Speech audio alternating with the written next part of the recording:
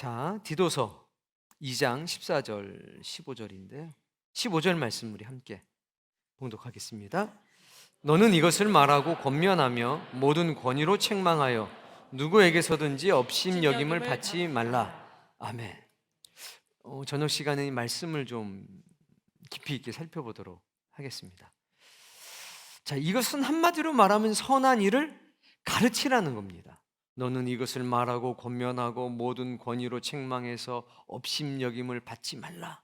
너는 선한 일을 가르쳐라, 이겁니다. 자, 선한 일을 가르친다. 학생들하고만 할 테니까 여러분은 뭐 편하게 있다가 말씀하고 싶으면 같이 말씀하셔도 괜찮아요.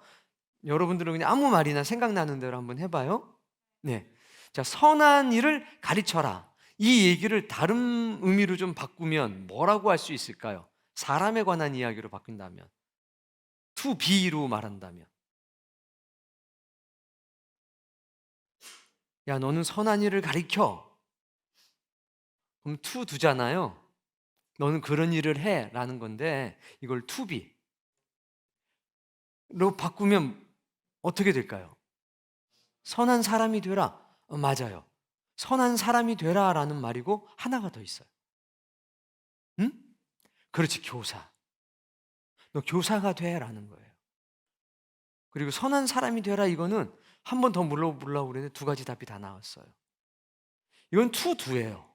직접적인 말씀은 투두. 넌 가르쳐. 넌 선한 것이 무엇인지 가르치도록 해 라는 말입니다. 근데 15절 하반절의 말씀에 보면 뭐라고 그랬어요? 하반절에, 그렇죠, 업신여김을 받지 말라. 이거는 네가 그 말씀대로 사는 선한 사람이 되라는 겁니다. 네가 교사가 되라는 겁니다.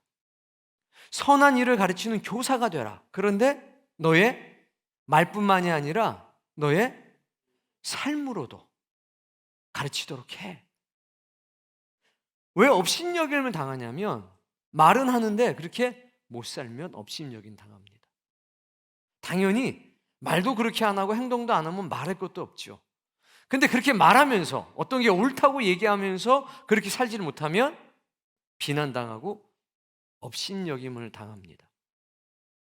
그래서 15절은 너 교사가 됐으면 좋겠어. 제가 무엇을 가르칠까요? 선한 일이 무엇인지를 가르쳐. 그리고 네가 교사가 됐을 때에 다른 사람이 너를 허투루 여기지 않도록 해. 그러려면 너의 삶이 뒷받침돼야 되겠지? 이런 말씀을 하신 겁니다. 자, 그런데 여기서 선한 일을 가르치라 라고 했을 때 이 14절에서는 조금 더 직접적인 이야기를 하는데요. 한번 읽어볼까요? 우리를 대신하여 자신을 주심은 기억해야 될 게 있다는 겁니다. 누가 기억해야 되냐면 학생들이 아니라 교사들이 먼저 기억해야 된다는 겁니다. 네가 할 때 그 당사자인 교사들 기억해야 됩니다. 뭐를? 예수 그리스도의 십자가의 사건을 기억해라, 이겁니다. 그런데 그 예수 그리스도의 십자가 사건은 2000년 전의 사건일 뿐만 아니라 시간을 더 거슬러 올라가서 1500년을 더 지나가서 6월절 어린 양의 사건까지를 기억하셔야 됩니다. 예수 그리스도의 십자가의 사건과 모형이었던 6월절 어린 양의 사건, 출애굽 당시에 문설주에 피를 발랐던 사건까지를 기억해야 합니다. 그래서 예수 그리스도의 십자가의 시대에 있었던 일과 6월절 그리고 그 이후 있었던 출애굽의 사건을 함께 보셔야만 합니다. 자, 예수님이 자기 자신을 주셨습니다. 십자가의 사건을 뭐하라? 기억하라. 다음 말씀. 모든 불법에서 우리를 속량하시고 불법에서 우리를 속량하셨다. 애굽의 속박에서 건지신 것을 기억하라. 너희가 노예가 되고 너희가 포로가 됐던 그 사건을 기억하라. 이해되시죠? 죄악에서 건지신 2000년의 사건뿐만이 아니라 우리를 기준으로 3500년 전에 실제적으로 이스라엘 백성들이 애굽에 종살이하고 노예 생활하고 했을 때의 그 사건을 기억하라는 겁니다. 그러니까 하나님의 역사는 영육에 동시에 나타나고 두 가지 메시지가 같이 우리를 울립니다. 그 사건도 기억해야 됩니다. 다음 말씀. 우리를 깨끗하게 하사 우리를 깨끗하게 하사. 3500년 전의 사건을 치면 세 글자로 바꿀 수가 있는데, 우리를 깨끗하게 하셨다, 이거를 to be로 생각하면 뭐가 되라는 건가요? 아니면 뭐가 됐다는 겁니까? 자유자. 종이었는데, 노예였는데 깨끗하게 했다는 건 뭐냐면 우리가 자유자가 됐다는 겁니다. 자유자는 선택권이 있습니다. 어떤 선택이 있느냐? 오른쪽으로 갈 수도 있고 왼쪽으로도 갈 수 있습니다. 악을 행할 수도 있고 선을 행할 수도 있습니다. 그게 자유자입니다. 그게 깨끗해진 사람입니다. 이제 다른 사람 핑계 댈 수 없습니다. 우리 주인이 그래서, 애굽 사람들이 그래서, 뭐 이게 그래서 저게 저래서 핑계할 수 없습니다. 왜? 종에서 노예에서 자유하게 됐으니까. 이제 자신의 신앙 인격을 가지고 무언가를 판단하고 선택할 만한 권한이 주어졌으니까 깨끗하게 된 겁니다. 자, 너희가 자유자가 되었고 자유의지를 갖게 됐다면 이제부터 해야 될 일이 있다. 읽어봅시다. 선한 일을 열심히 하는 자기 백성이 되게 하려 하시니라. 이제는 너의 자유의지를 가지고서 선한 일을 열심히 하는 하나님의 백성으로 살아야지 라고 누구에게 얘기하신 겁니까 지금? 교사. 15절 보면 뭐라고 돼 있어요? 너. 여기선 당연히 디모데겠죠. 자, 그럼 디모데한테 이 얘기를 하신 겁니다. 그럼 디모데는 누구한테 얘기합니까? 교우들에게 이야기를 해야 되는 겁니다. 자, 그러면 3500년 전 출애굽 당시에 하나님께서 이것을 모세에게 주시고 동일한 말씀을 믿음의 사람들에게 줬을 때 그들은 누구에게 이야기했을까요? 자녀들에게 했습니다. 출애굽하는 과정 중에서 계속 하나님께서 하셨던 말씀은 너희 자녀들이 이것을 기억하게 하라. 너희 자녀들의 귀에 들리게 하라. 앉아 있을 때나 서 있을 때나 누워 있을 때나 길을 갈 때나 이것들을 기억하게 하라. 계속해서 자녀들에게 가르치라고 했습니다. 그 말이 신약의 시대에 와서 교우들에게, 믿음의 사람들에게, 성도들에게 하라로 바뀐 것뿐입니다. 자, 교회 안에서 지금 예배하는 우리가 디모데서 2장 14절의 말씀을 경험했다면 우리가 너는 이것을 가르치라, 그리고 네 삶으로 이것을 증명해내라, 이 말씀 앞에 선 사람들이라면 우리는 가르쳐야 됩니다. 누구에게? 자녀들에게. 또 누구에게? 나보다 미성숙한 사람들에게. 여기에 영적으로 성숙한 사람도 있고 당연히 여기에는 영적으로 미성숙한 사람도 있습니다. 어떻게 다 똑같겠습니까? 신앙의 생활을 한 기간이 다르고 예수 그리스도를 영접한 시간이 다른데, 그러니 이 중에 어떤 사람들은 너는 이것을 가르치라, 이 말씀으로 받아야 되고, 어떤 이들은 너는 이것을 배우라, 이렇게 받아들여져야 됩니다. 동일할 수는 없을 겁니다. 그래서 우리는 이것을 우리의 자녀들한테, 그리고 영적으로 미성숙한 어린이들한테 이것을 가르쳐야 됩니다. 뭐를? 선한 일이 무엇인지 가르쳐야 됩니다. 그리고 그 선한 일이 무엇인지를 가르침과 동시에 전제되어야 되는 게 예수 그리스도의 십자가의 사건, 그리고 이집트에서 이스라엘 백성들을 속량시킨 사건, 우리가 죄에서 자유함을 얻게 된 사건, 모든 불법이 무엇인지, 그 불법 대신에 우리에게 주어졌던 생명의 성령의 법이 무엇인지, 자유자가 누려야 될 것이 무엇이고 자유자에게 주어진 권리가 무엇이고 그들이 지켜야 될 의무는 무엇인지 더불어서 가르쳐야 됩니다. 그 뒤에는 그 선한 일을 띄엄띄엄 하는 것이 아니라 어떻게 해야 됩니까? 열심이라고 하는 게 신약 성경에도 나오고 시편서에도 나옵니다. 근데 어떻게 표현이 돼 있냐면 하나님, 제 열심히 저를 집어 삼켰습니다 라고 얘기를 해요. 그래서 제가 죽게 되었습니다. 하나님을 사모하고 하나님의 일하려는 그 거룩한 열심이 나를 집어삼켰다 이겁니다.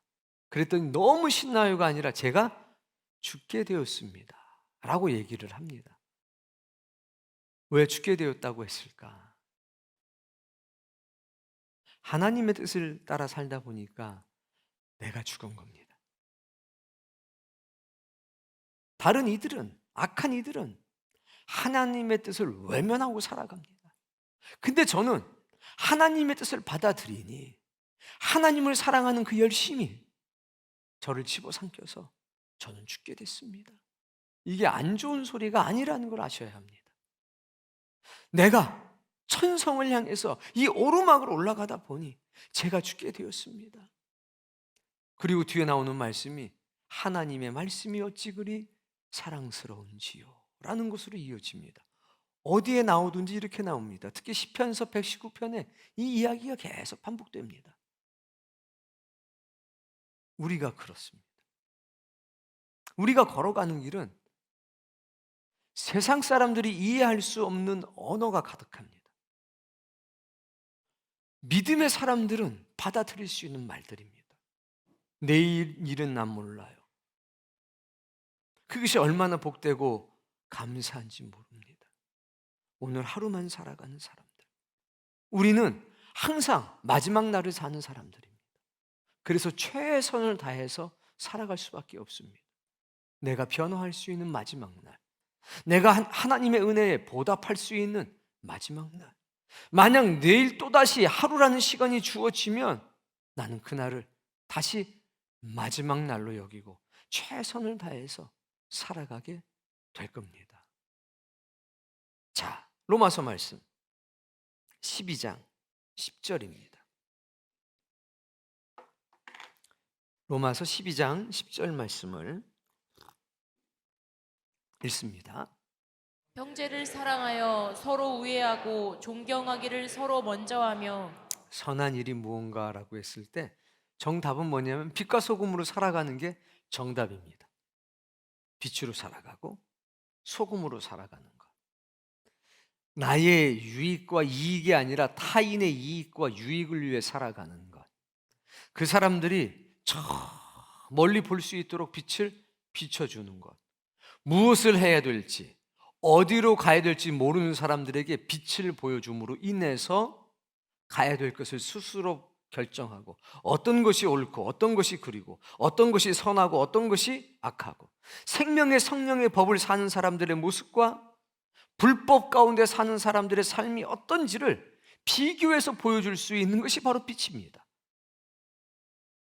그런데 그 빛 가운데서 그 선한 일을 할 때 가장 중요한 베이스가 되는 일들이 있다는 겁니다. 세상을 향해서 빛이 되지만 그 세상을 향해서 빛이 되는 그 일 이전에, 그 빛이 막 발해지기 이전에 그 성령의 기름을 공급받는 그 힘의 원천이 되는 일이 이런 거예요. 먼저 이루어져야 될 일이 있다는 거죠. 우리 안에서 이런 일이 없으면 세상을 향해서 빛을 비출 수가 없습니다. 다시 한번 읽어봅시다. 10절. 형제를 사랑하여 서로 우애하고 존경하기를 서로 먼저 하며. 누구를? 형제. 대상이 형제예요. 형제가 있습니다. 여기도 뭐 삼형제도 있고 이형제도 있고 있어요. 누구랑 싸워요? 형제끼리 싸워요. 아무것도 아닌데 싸워요. 햄버거 어쩌고 저쩌고 뭐 이렇게 되고, 뭐 반찬을 왜 뭐 오빠가 다 먹고, 뭐 남들하고는 그렇게는 안 해요. 그냥 많이 먹고 키 크세요 그러고 말죠. 근데 형제끼리는 안 그래요. 주님 너무 잘하시는 거죠. 형제를 뭐하라? 사랑하라. 형제를 사랑하라. 가까운 데 있는 사람을 사랑하라는 거예요. 가까운 데 있는 그 사람에게 고운 말 쓰라는 겁니다. 멀리 있는 사람을 사랑하기 전에 가까운 데 있는 사람을 먼저 사랑하라는 겁니다. 그리고 또 말씀하십니다. 서로 우애하고 우애해라. 서로예요, 서로. 첫 번째는 형제를 사랑해. 그리고 바로 서로 사랑해, 이런 뜻이죠. 서로 사랑해. 그리고 서로 존경해. 서로 먼저 해. 너부터 해. 네가 먼저 사랑하고, 네가 먼저 우애하고, 네가 먼저 존경해. 너부터 시작해야 돼. 서로 사랑하지만, 서로 존경하지만 네가 먼저 시작해. 이게 선한 일의 시작입니다. 누가 먼저 해요? 원래 어른들은 좀 늦어서 그래. 너희들이 그냥 영민하잖아. 은혜하고 담이랑 있어. 너희들이 좀 친한 편이야? 알고 지낸 지 얼마나 됐어? 아, 그렇지. 서로 끔찍히 우애 있게 지내니? 아니면 서로 뭐 좀 이상하니? 아, 우애만 있구나.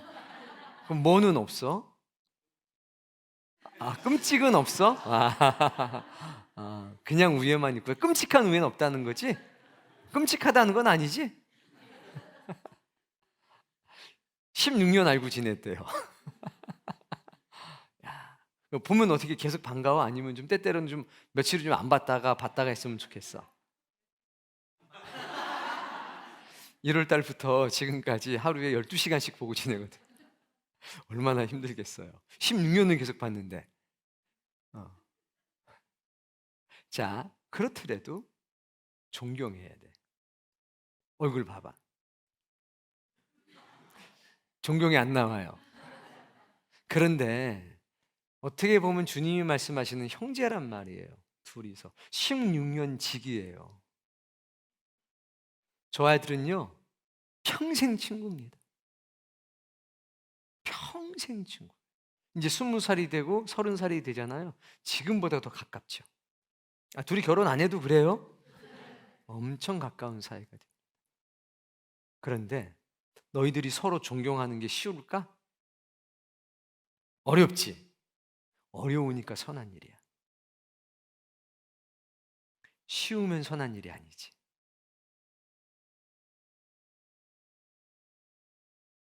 예. 뒤에 동인이하고 희한하게 둘씩 있어요. 1학년 2명, 2학년 2명, 3학년 2명 이렇게 돼 있어요. 뒤에 동인이하고 어떻게 좀 친한 편이니? 너희들은 심지어 학교도 갔잖아. 응? 친해. 동인 친해. 둘이 한번 얼굴 봐봐.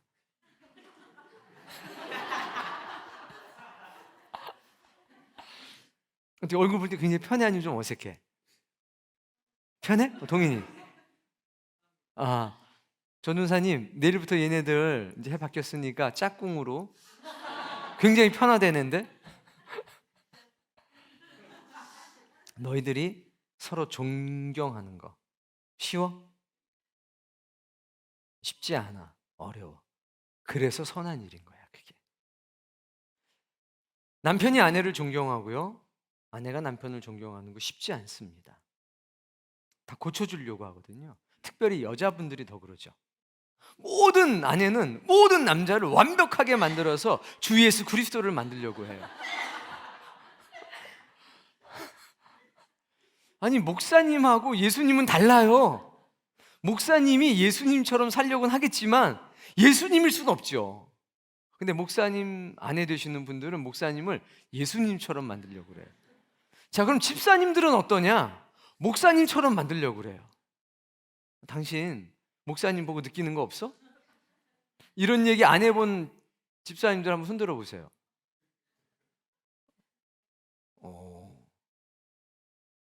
훌륭한 아내인데. 목사님 아내 되시는 분들은 전부 다 목사님한테 예수님처럼 살라고 그러고, 예수님처럼 살라기보단 예수님이 되라고 얘기하고, 내가 다 당신 위해서 그러는 거지. 모든 집사님들은 남편한테 목사님처럼 되라 라고 얘기하기 쉽습니다. 어려워요. 참 힘든 거예요. 그건 정답이죠. 당위적인 진리입니다. 근데 사람은 그것 때문에 변하지 않습니다. 아무리 옳은 말을 많이 해도 변하지 않는 게 사람입니다. 변하면 사람이 아니라 하나님이시고 천사들이겠죠. 그래서 주님 말씀하는 겁니다. 먼저 존경해 줘라. 그럼 나오잖아요, 바로. 부부지간에 좀 멀리 떨어질 때 얼굴 좀 보세요. 너희 친구들끼리도 얼굴을 봐봐. 친구, 친구, 너희 둘이 친구야? 잘 모르는 것 같아서 내가 알려주는 거야?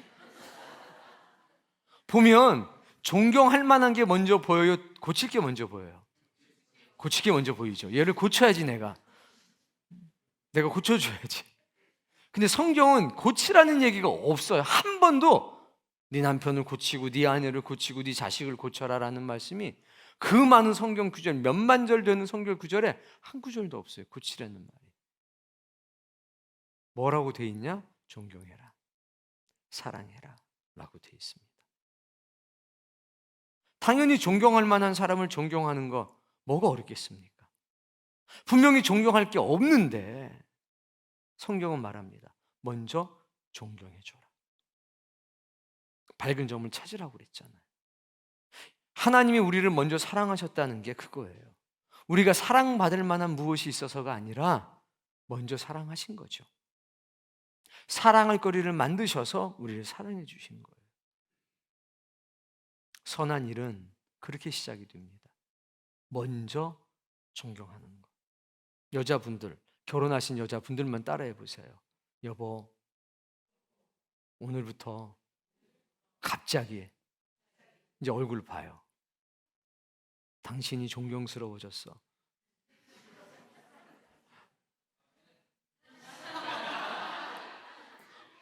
당연히 아멘을 하셔야죠.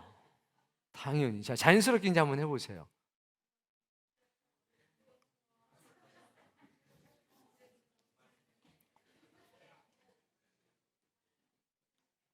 자, 내가 내 자녀에게, 내 아내에게, 내 남편에게 무언가 선한 일이 무엇인가를 가르치기 전에 업신여김 받지 말라고 그랬잖아요. 이렇게 살아야 되는 거예요. 내가 내 자녀를 가르친다면 자녀를 먼저 사랑하고 좋게 대해주고 그를 존경하고, 내가 학생들을 가르치면 학생들을 먼저 존경해주고 존중해주고 사랑해주고, 그래야 거기서 무언가가 통로가 확보가 되는 거죠. 그 통로를 확보하지 않고 교리적인 것을 갖다 댄다면 당장 나오는 말이 딱 한 가지입니다. 나도 알아. 엄마는 그렇게 살아? 아빠는 그렇게 살아? 라고 속으로 얘기하죠. 말로 했다면 큰일 나니까. 영적으로 어린 사람한테도 똑같습니다. 미성숙한 신자, 이제 예수님을 믿기 시작하는 사람들, 오래 믿었지만 여전히 미성숙한 사람 똑같습니다. 바른 말을 하면 너는, 집사님은, 권사님은, 장로님은, 물론 말은 하지 않죠. 근데 속으로 다 생각해요. 내가 보니까 뭐 집사님도 별반 다르지 않던데, 내가 보니까 권사님도 별반 다르지 않던데, 집사님네 가정이나 좀 잘 돌보시지 그래? 당연히 그게 나옵니다. 다 각자는 옳은 얘기한다고 생각하죠. 맞습니다. 옳은 얘기입니다. 그러나 그것을 선한 가르침이라고 할 수는 없습니다. 11절 말씀. 부지런하여 게으르지 말고 열심을 품고 주를 섬기라. 뭐라고 말씀하십니까? 부지런하게 살아. 열심을 품고 주님을 섬기면서 살아. 가르치는 사람한테, 교사들한테 네가 완전해질 수는 없겠지만 네가 먼저 예수 그리스도의 마음을 가지라고 말씀하고 있습니다. 그렇습니다. 이것은 예수 그리스도의 마음입니다. 부지런하게 사셨습니다. 열심을 품으셨습니다. 그리고 하나님을 섬겼습니다.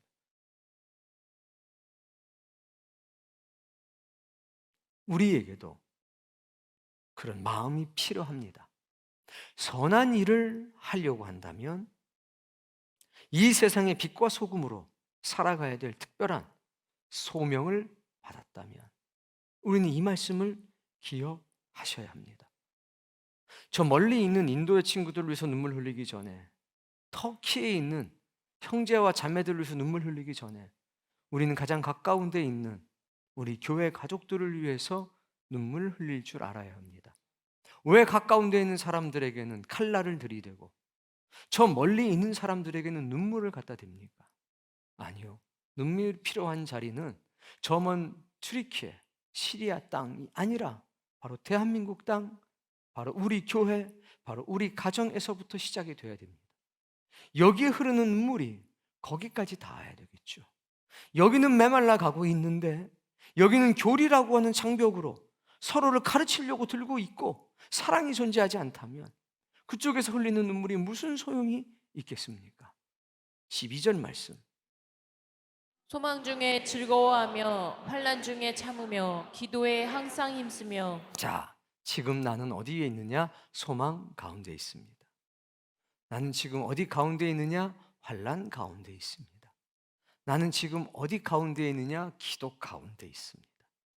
소망은 아직 이루어지지 않았기 때문에 소망이죠. 아직 이루어지지 않았습니다.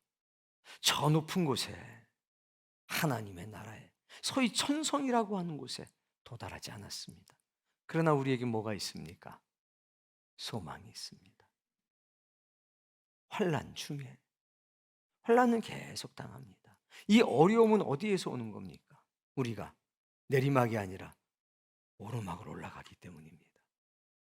우리가 지금 오르고 있기 때문에 오르막을 향해 걸어가고 있기 때문에 환난이 생기는 겁니다. 땅의 것을 구하는 것이 아니라 하늘의 것을 구하기 때문에 자기의 유익을 구하는 게 아니라 세상을 향한 빛이 되려고 하고 연약하고 부족하지만 소금이 돼서 나의 삶과 나의 인생을 타인을 위해 살려고 하기 때문에 어려움이 생기는 겁니다. 그래서 기도라고 하는 것이 우리의 마음과 입술에서 떠나질 않는 겁니다. 기도하셔야 합니다. 금요일 날 정말 즐거우셨죠?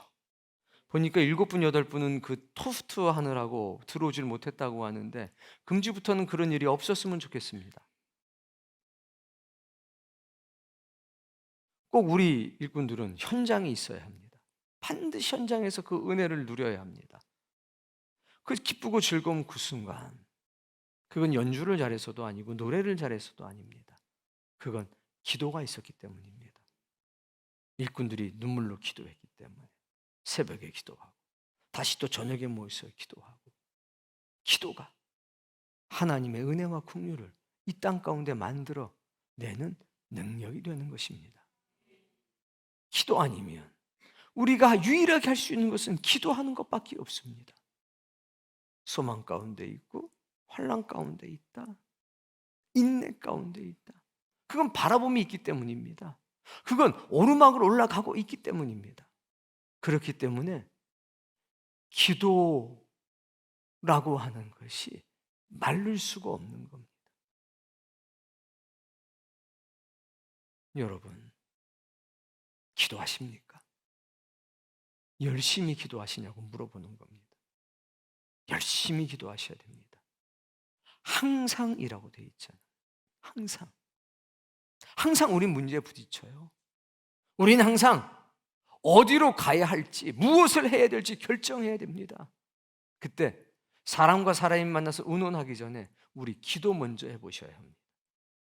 기도를 하면 하나님의 음성을 듣게 되고 하나님의 뜻을 알게 됩니다. 내가 원하고 네가 원하는 게 아니라 하나님이 원하시는 길을 찾게 된다는 겁니다. 상대방의 목소리 속에서 주의 음성을 듣게 되는 겁니다.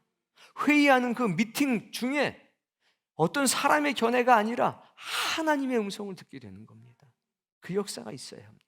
13절 성도들의 쓸 것을 공급하며 손 대접하기를 힘쓰라. 성도들의 쓸 것을 뭐 해라? 공급해라. 이 성도들이 어떤 성도들일까요? 이 성도들이 도대체 무엇을 쓰려고 할까요? 어디에 도대체 무엇에 사용할 것이 있을까요? 성도라고 하는 말은 거룩한 무리들이라는 것이고 구원받은 백성들입니다. 빛으로 살아가려고 하는 사람들, 사명을 따라 살려고 하는 그 사람들, 네가 줄 수 있는 것을 주라는 겁니다. 그게 약간의 재물일 수도 있고 그게 나의 달란트일 수도 있고 그게 나의 기도의 힘일 수도 있고 아니면 나의 격려일 수도 있겠죠. 내가 줄 수 있는 게 있는 겁니다. 나에게 있는 걸 주는 겁니다. 모든 것을 줄 수는 없죠. 없는 걸 어떻게 주겠습니까? 그러나 집사님, 이거 얼마 안 되지만 10,000원밖에 안 되는데 그래도 집사님 일하는데 좀 썼으면 좋겠어. 미안해, 더 많이 주면 좋겠는데 딱 이거밖에 없네. 집사님 하는 일 위해 내가 기도할게. 집사님 전도 나갈 때 나한테 연락해줘. 그럼 내가 기도해 줄게. 집사님, 내가 해줄 수 있는 게 격려밖에 없네. 집사님 힘내. 집사님 때문에 내가 용기가 나고 집사님이 있어서 우리 교회가 좋아지는 것 같아. 그거 아닙니까? 그게 성도에 쓸 것을 공급하는 겁니다. 손님이 오면 뭐 하라고 합니까? 대접하라. 근데 어떻게 대접하라고 하십니까? 힘쓰라는 거예요. 최선을 다하는 거죠. 손님들에게 가장 좋은 대접 첫 번째 뭡니까? 인사예요. 반갑게 맞아주는 거. 못 보는 사람 왔다. 못 보는 사람 왔다. 아니요. 신천지가 와도 인사하셔야 돼요. 여기다 신천지라고 쓰고 오지 않은 다음에는 인사를 하셔야 돼요. 신천지일까봐 인사를 못하면 안 돼요. 일단 인사해야 돼요. 인사.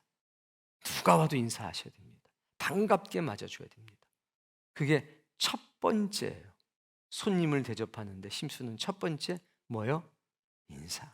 두 번째, 아이들은 인사만 해도 돼요. 근데 성숙한 사람들 한 가지 더 하셔야 돼요. 혹시 필요한 거 있으세요? 혹시 제가 도와드릴 거 있으세요? 라고 꼭 물어봐야 됩니다. 혹시 필요한 거 있으신가요? 혹시 제가 도와드릴 건 있을까요? 물이라도 한 잔 드릴까요? 라는 말을 꼭 하셔야 됩니다. 그게 힘쓰는 겁니다. 인사했으니까 접촉을 피하자. 빨리 가자. 안 됩니다. 꼭 제가 도와드릴 게 있을까요? 혹시 필요하신 게 있습니까? 혹시 찾는 사람이 있습니까? 라고 꼭 물어봐야 됩니다. 그게 대접하기를 힘쓰는 거예요. 그 일을 내가 먼저 해야죠. 누구에게? 낯선 이에게, 나그네에게. 내가 얼굴 모르면, 근데 경우에 따라서는 이런 일이 발생할 수 있어요. 어쩌다 한 번씩 오는 교우들이 있거든요. 뭐 어떤 교회는 3년에 한 번 오시기도 하고 1년에 한두 번 오시기도 하고 혹은 매주 와도 몰라요. 서로 몰라요. 처음 본 것 같은 그 느낌이 들어가지고 인사를 할 수 있죠. 아이고 안녕하세요. 잘 오셨어요. 제가 뭐 도와드릴 것이 있을까요? 그랬더니, 집사님 나 여기 다닌 지 5년 됐는데 이럴 수도 있어요. 그럼 깨닫겠죠. 옛날에 허정이가 그랬어요. 꼬맹이 때 아주 열심히 내는 분들이 오라고 그러면 정이가요 갔어요. 가서 막 어쩌다 어느 분이 허정이 부르면 정이가 딱 보고서요 도망가고 그랬어요. 왜? 낯선 사람이 부르니까. 꼬맹이 때 감별사였어요. 열심히 내는지 안 내는지 이제 허정이가 지나가면 다 알아요. 지금 아이들도 마찬가지예요. 저 아이들 인사 열심히 하고 하지만 낯선 사람이 부르면 좀 그렇잖아요. 어린 아이들에게 낯설면 여러분 문제가 이미 발생한 겁니다. 자, 이것이 선한 일을 하는 데 있어서 가장 기본적으로 우리 안에 있어야 될 일들입니다. 잊지 마십시오. 예수 그리스도의 당부를 잊지 말으셔야 합니다. 바울을 통해 말씀하시든 디모데를 통해 말씀하시든 베드로를 통해 말씀하시든 그건 하나님의 음성입니다. 하나님의 음성, 예수 그리스도의 음성, 성령님의 음성으로 받으셔야 됩니다. 만약 오늘 여러분에게 예배 후에 누군가가 하나님이 오늘 여러분에게 뭐라고 말씀하셨습니까? 그러면 저는 하나님 음성을 들은 적이 없는데요. 이러면 여러분 꽝입니다. 하나님이 오늘 목사님을 통해서 저에게 이렇게 말씀하셨습니다. 오늘 하나님이 내 남편을 통해서 저에게 이런 깨달음을 줬습니다. 이렇게 들으셔야 합니다. 그 사람을 하나님으로 생각하라는 게 아니잖아요. 그 사람을 통해서 하나님이 내게 말씀하십니다. 하나님이 직접 말씀하시는 경우는 거의 없습니다. 거의. 우리는 사람을 통해서 하나님의 음성을 듣게 되는 겁니다. 오늘 이 예배가 끝난 뒤에 하나님이 내게 말씀하신 것이 무엇인지를 사랑하는 사람과 누리기를 바랍니다.